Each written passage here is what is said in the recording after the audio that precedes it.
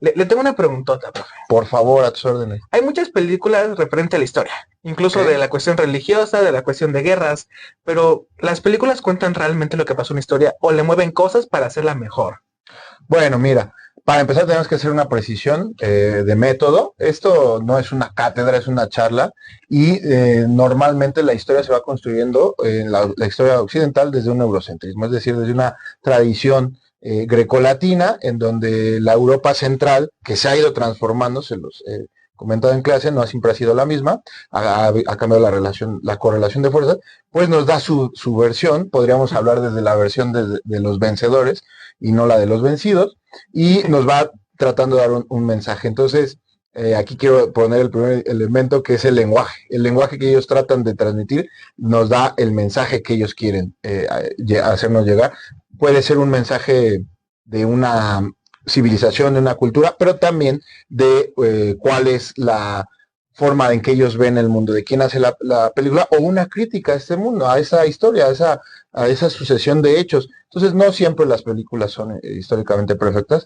Hay algunos que cuidan mucho los detalles, depende mucho de la casa productora, depende mucho del director, depende mucho de los actores que ponen condiciones y sobre todo de dónde son grabadas, el régimen político y jurídico de los espacios a donde se van a grabar, pues no necesariamente te permiten hablar desde una perspectiva más cercana a la realidad o el contexto histórico. Hablemos de contextos históricos, porque hablar de la verdad o de la realidad es algo complejo. La realidad con respecto a quién, la verdad para quién. No quiero caer en elementos dogmáticos, pero así es. Hay películas que cuidan mucho los elementos, por ejemplo, Dunkerque, en esta cuestión de la guerra y de los bombardeos, me parece que manejan muy bien el sonido, la perspectiva de cómo o lo más cercano de que se pueda sentir estar en las playas de Normandía siendo bombardeado y la tensión que logran replicar y transmitir al espectador cuando ya tienes que huir de un bombardero. O sea, el simple hecho de cómo va cambiando este efecto Doppler del sonido acercándose y alejándose, te genera una expectativa del lugar, de cómo pudiste haber sentido y la perspectiva del piloto.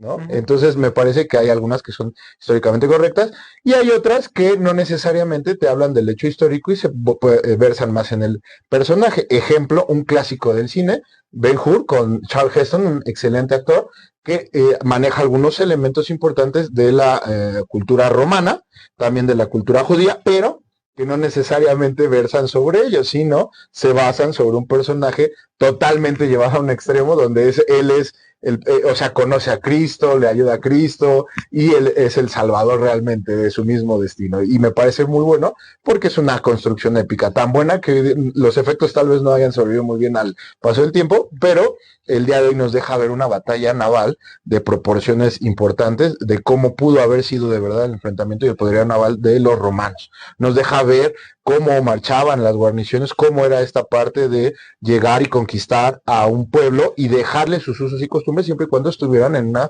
relación de subordinación a el imperio romano, al emperador o a la república, dependiendo de la etapa que estemos hablando de los diferentes periodos romanos, ¿no? Entonces, no, la respuesta no necesariamente es que son históricamente exactas, tampoco son precisas, va en función de de estas variables que te digo, ¿no? Dónde se graba, quién la graba, cuál es la intención, es netamente hollywoodense, ¿no? Es comercial o busca recapitular más.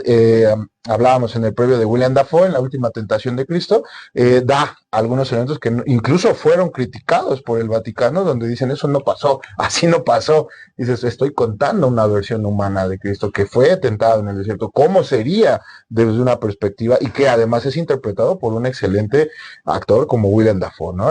Un papel totalmente contrastante a los que actualmente ha realizado, ¿no? Entonces, también depende mucho qué quieres enfocar. Y me parece que es muy bueno proponer también. El cine está para proponer, el cine de arte es para proponer, el cine que trata de reflejar historias es para mandar un mensaje importante y decir, si sucedió, entonces tendría que haber sucedido así. Tiene consistencia lógica para la vida formal. No sé si eso es por ahí responde totalmente. Podemos poner otros ejemplos. Tú dime, estamos a la orden.